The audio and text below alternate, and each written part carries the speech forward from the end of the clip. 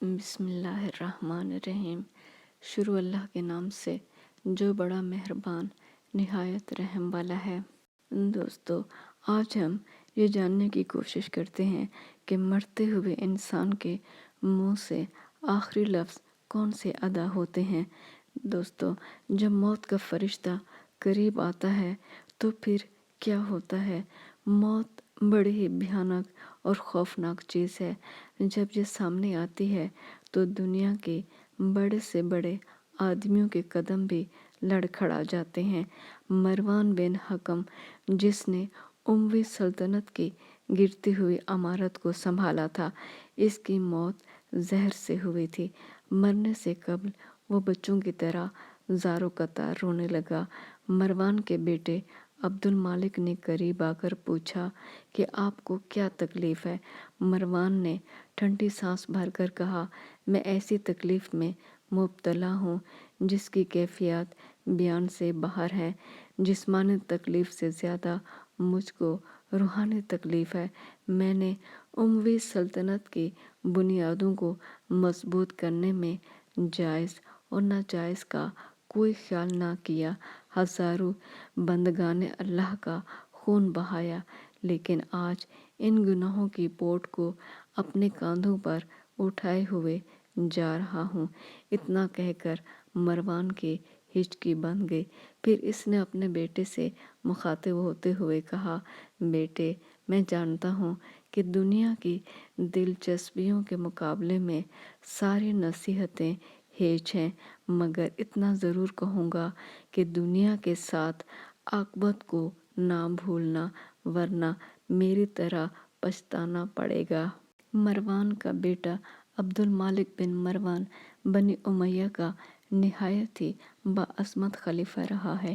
یہ جب مرنے لگا تو اس نے اپنے بیٹے ولید سے کہا، دیکھو، میری موت پر بے وقوف عورتوں کی طرح آنسو نہ بہانا، بلکہ آستین چڑھا لینا، چیتے کی کھال پہن لینا اور مجھے میرے گڑھے میں ڈال کر چھوڑ دینا۔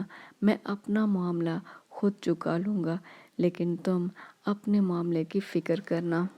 لوگوں کو بیعت کے لیے بلانا، جو انکار کرے تو گردن اڑا دینا۔ پھر یزید بن معاویہ کے دونوں لڑکوں محمد اور خالد کو طلب کیا اور پوچھا، کیا ولید کی بیعت پر نادم ہو؟ انہوں نے جواب دیا کہ ہم تم سے زیادہ کسی کو بھی خلافت کا حقدار نہیں سمجھتے۔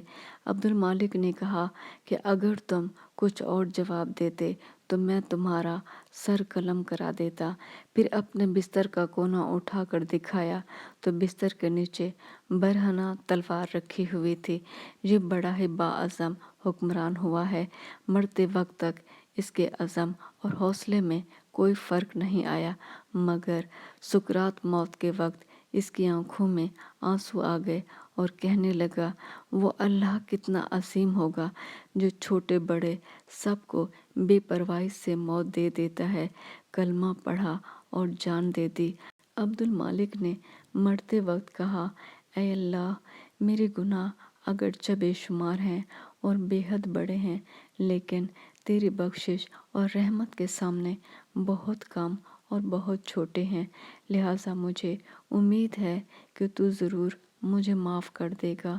کہتے ہیں کہ عبد المالک نے وفات کے وقت اپنے محل کی کھڑکی سے ایک دھوبی کو کپڑے دھوتے ہوئے دیکھا تو اس نے ٹھنڈا سانس لیا اور بولا، کاش میں اس دھوبی کی طرح ہوتا جو دوسروں کے میل دور کر کے اپنی روزی کماتا ہے، مگر میں نے دوسروں کا میل اپنے اوپر تھوپ لیا ہے۔ خواہ میں کچھ بھی ہوتا مگر خلیفہ نہ ہوتا۔ خلیفہ عبد المالک کا بیٹا سلمان بن عبد المالک قسطنطنیہ کی جنگ کے انتظامات کے سلسلے میں وانک میں مقیم تھا۔ اچانک سخت بیمار ہو گیا اور اس کا آخری وقت آ گیا۔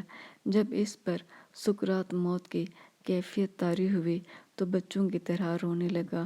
اسے تسلی دینے کی کوشش کی تو اس نے کہا، اسے کیا تسلی دیتے ہو جو اب ان سب باتوں سے بے نیاز ہے؟ میں نے اپنی سلطنت کے استحکام کے لیے ان تمام لوگوں کو راستے سے ہٹا دیا جو آگے چل کر میرے لیے خطرہ ثابت ہو سکتے تھے، مگر اس خطرے کا میرے پاس کوئی علاج نہیں جو آج درپیش ہے۔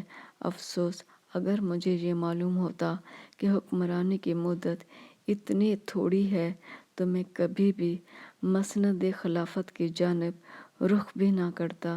اب سلطنت بھی گئی اور عاقبت بھی گئی، میں نے سب کچھ کھو دیا۔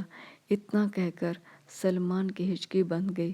پھر اس نے سنبھل کر کہنا شروع کیا، میں مسند خلافت پر تقریباً 3 سال رہا، لیکن ان 3 سالوں میں 3 دن بھی مجھے ایسے میسر نہ آئے کہ میں اطمینان کی زندگی گزار سکتا۔ میں اپنے سر پر گناہوں کا بار لے کر ایسے مقام پر جا رہا ہوں جہاں کسی کی کوئی سفارش کام نہیں آ سکتی۔ میں تباہ ہو گیا اور میں نے خود اپنے آپ کو برباد کر لیا۔ پھر وہ روتے روتے بے ہوش ہو گیا اور اسی بے ہوشی کے عالم میں اس کی موت واقع ہو گئی۔ بنی امیہ کا آخری خلیفہ مروان بن محمد جب عباسیوں کے ہاتھ قتل ہونے لگا تو اس پر مجنونانہ کیفیت طاری تھی اور وہ شعر پر شعر پڑھ رہا تھا، جن میں سے بعض اشعار کا مطلب یہ تھا، زندگی بس 2 دنوں کا نام ہے، جس میں ایک امن کا دن ہے اور دوسرا اندیشے کا دن ہے۔ امن کا دن گزر گیا اور اندیشے کا دن سامنے ہے۔ زمین میں بے شمار خشک اور تر چیزیں ہیں، مگر پتھر اسی درخت پر مارے جاتے ہیں جس میں پھل ہوتا ہے۔ اس لیے مجھے افسوس نہیں کہ میں قتل کیا جا رہا ہوں۔ زمانے کے انقلاب پر طعنہ دینے والوں سے کہہ دو کہ زمانہ اسی کے خلاف ہوتا ہے جو کوئی درجہ رکھتا ہو۔ تم دیکھتے نہیں کہ دریا کی سطح پر مردے تیرتے ہیں، لیکن موتی اس کی تہہ میں بیٹھے رہتے ہیں۔ آسمان پر بے شمار سیارے ہیں، مگر گہن صرف چاند اور سورج کو ہی لگتا ہے۔ عباسی خلیفہ ابو جعفر منصور نے سفر حج کے دوران میں جب اپنی وفات قریب دیکھی تو اپنے ولی عہد مہدی کو طلب کیا۔ اس وقت ابو جعفر منصور کے سامنے ایک بڑا تھیلا رکھا ہوا تھا، اس میں کتابیں اور چند اہم کاغذات تھے۔ ولی عہد کو دیکھ کر خلیفہ نے کہا، اس کی حفاظت کرنا، کیونکہ اس میں تیرے بزرگوں کا علم محفوظ ہے۔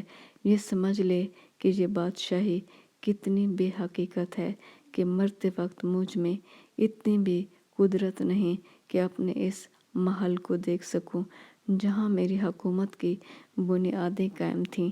میں جلا وطنی کے عالم میں جان دے رہا ہوں۔ یہ کہہ کر ابو جعفر رو دیا، پھر بیٹے کو نصیحت کی کہ سلطنت کو بے حقیقت سمجھنا، اپنے خاندان سے نیک سلوک کرنا اور دنیا کے ساتھ نیکی کرنا، کبھی اپنے آپ کو بادشاہ نہ سمجھنا، کیونکہ صرف بادشاہ وہ ہے جو نہ مرے اور یہ اللہ تعالیٰ ہے۔ یہ کہتے ہوئے اس نے جان دے دی۔